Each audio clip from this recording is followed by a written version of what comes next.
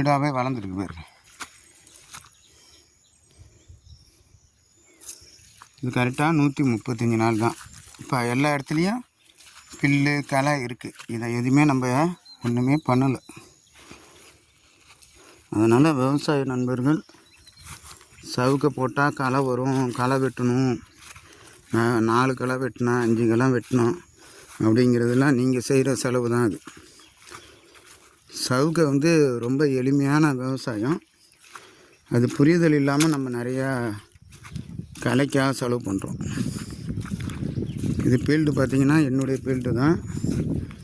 ஓலையூர், ஆண்டிமடம் வட்டம், அரியலூர் மாவட்டம். விருதாசலத்துக்கும் ஆண்டிமடத்துக்கும் இடையில் இருக்குது. உங்களுடன் இயற்கை ஆர்வலர் ஆர் பசுபதி. நன்றி, வணக்கம்.